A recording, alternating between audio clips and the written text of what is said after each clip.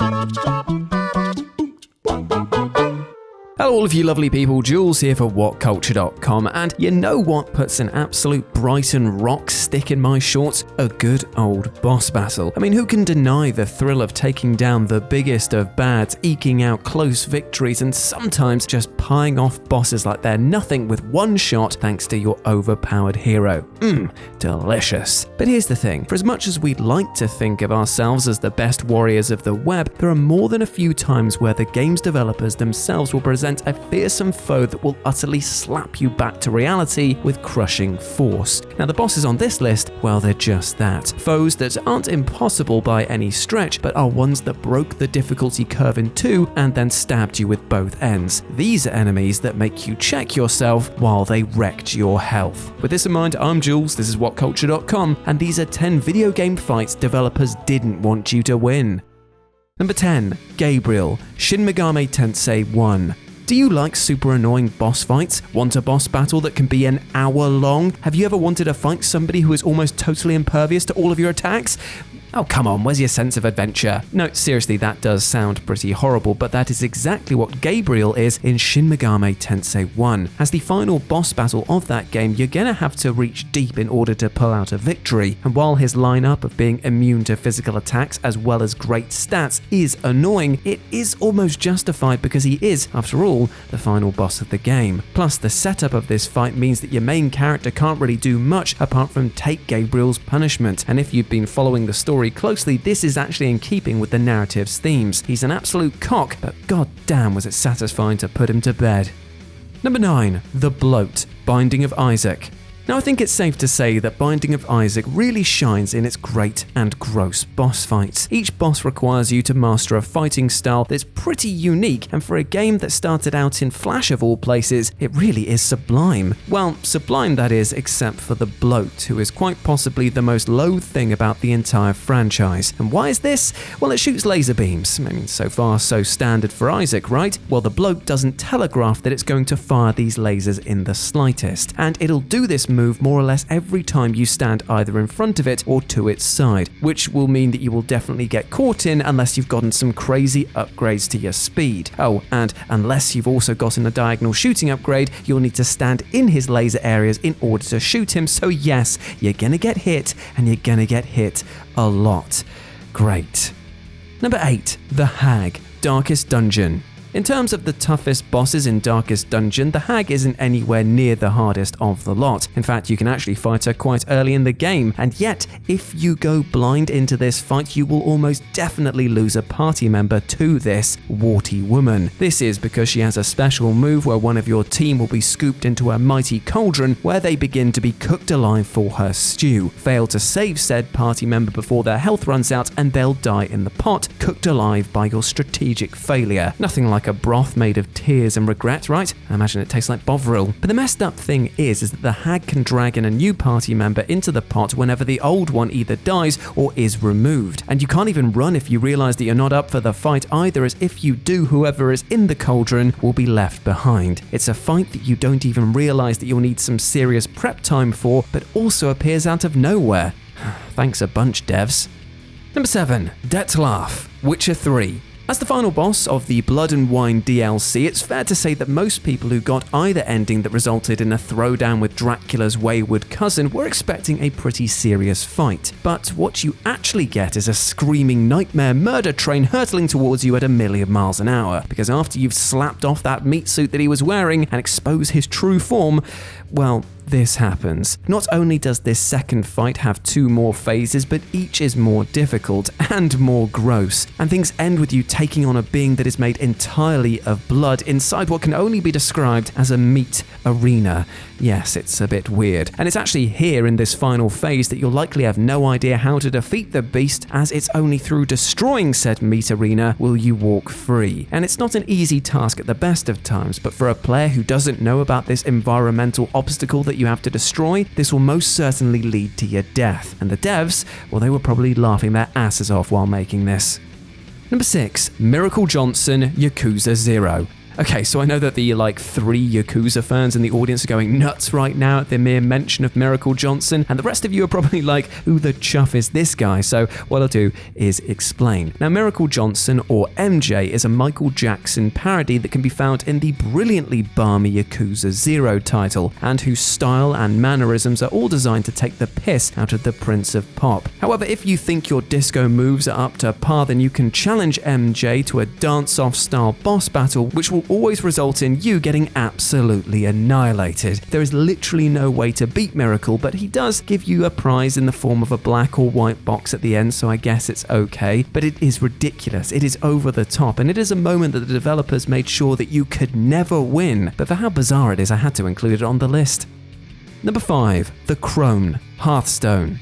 So generally, the story mode of Hearthstone isn't thought of as pretty difficult. I mean, it's intended for players to run through to get new cards or practice new moves, and generally just feels a lot more relaxed than the often stressful multiplayer. However, each story mode seems to have one devilishly difficult boss, and of these, the CRONE is one of the toughest. To start with, her fight is technically an escort mission, which is bad enough by itself. Now, said escort, named Dorothy, is placed as a monster on your side of the field, meaning that she can be attacked unless you put protection down, and she only has 10 health, so you're going to have to make sure that she's never unguarded or she'll be crushed like a quail's egg under the foot of a bloody dragon. While the regular experience can be taxing enough, her heroic mode is practically impossible because she draws a card on turn 8 that destroys everything on your side of the field, and as such, in order to win, you're just going to have to hope that you get perfect card draws, and who doesn't love a boss battle that boils down to RNG? Great. Number 4. The Capra Demon, Dark Souls. In a series filled with Goliath dragons, ancient monsters, and a spider that shoots bloody laser beams out of her ass, somehow none of these entities manage to be the player's biggest obstacle. That would be jumping, of course. No, I'm just kidding. Praise the sun, and all that bollocks. No, it's the bloody Capra Demon, easily the biggest roadblock to new players of the original Dark Souls for several monument of sin reasons. 1. He has dogs that rush you all the way through the fight, which does not feel fair in the slightest. 2. He has a moveset that you need to get to grips with immediately or risk being cut in two. And 3. A ridiculously small arena that doesn't feel suited nor even narratively tied to the boss itself. Now, this little cubbyhole here might as well have been called the storage shed for all the random bits of crap it's had shoved in there. But he's not impossible by a long shot, and you will have to face longer fights down the road. But for coming out of nowhere and being this much of a dick, well, that's a rough hand that the devs have just forced you to play with. Number 3. Behemoth, Monster Hunter World. When you first see Behemoth in Monster Hunter World, there's a good chance that you're actually really excited for it to pop up. The beastie originates from the Final Fantasy series, and as such, it's pretty dang cool to see the crossover in such a spectacular way. However, the joy may prove short-lived, as the Behemoth is ungodly levels of difficult. Now, since he's a Final Fantasy character first and foremost, he can cast a variety of spells, which presents a whole range of issues for anyone trying to take it down. And one issue in particular is the Ecliptic Meteor, a one-hit kill that covers most of the bloody arena, and the cheeky whippet loves to use this ball-busting move right before he dies, meaning you can be literally seconds away from victory and have it grabbed from your very fingertips. Boo, the crowd hates that, boo. Number 2, Lady Vash, World of Warcraft. World of Warcraft has been known to create bosses that you literally can't defeat alone, hence why raids are such a big thing and require parties to have balanced damage, healing and tanking all in place before taking them on. However, there's one raid boss who is in short an absolute who can suck the venom out of my bellend, and that is Lady Vash. This delightful snake woman is the final boss of the Serpent Shrine Cavern raid and held such a horrible glitch for the longest time that would actually see her immediately respawn after killing her, meaning that all your hard work was for nothing. Brilliant, no, good, I didn't have anything better to do, fantastic. She also loved mind control based attacks that would take your party's tank out of business, scuppering your chances then and there. I could go into the minutiae of why this boss battle is so bad, but for those 2 points alone, aka coming back from the grave and also destroying your party in seconds, no, I don't want to relive that pain anymore. And number 1, YIAZMAT, Final Fantasy XII. Now, by general rule of thumb, the number 50 million is usually accepted as a large number. If somebody gave you 15 million grains of rice, you would have quite a lot of rice. If somebody had 50 million origami cranes, you'd probably say that they were a bit of a fan of folding paper. And so when you hear that YIAZMAT's minimum health is 50 million HP, you probably realize that he's going to take a bit of a while to beat. And by a little while, I mean 12 hours. 12 whole hours, half a day of your life that you can never, ever get back. Or maybe it's even 24 hours, as if you're not savvy enough to YAZMAT's moveset, the tricksy creature can cast the Renew spell to regain all of its health just before he's beaten, meaning that all the hours you put into trying to take him down have been rendered absolutely, entirely pointless. And I know that some of you have beaten him quicker or have used other methods to cheese it, but you know what? We're not talking about cheese strats here or grinding max levels, because this fight is easily one of the most arduous in the entire franchise. And you have to ask yourself, devs, what the hell were you thinking? And there we go, those were 10 video game fights developers didn't want you to win. I hope that you enjoyed that, my friends, and please let me know what you thought about it down in the comment section below, as I'd love to hear what you would have put on this list. And who knows, I might return to do a commenters edition further down the line. As always, you can go follow me at RetroJ over on Twitter, and you can also go check out my board game channel called Live and Let's Dice, should it tickle your pickle. But before I go, I just want to talk about one thing. We talked today a lot about boss battles that were incredibly unfair, and unfortunately unfair is a thing that a lot of people in life will experience in their own lives.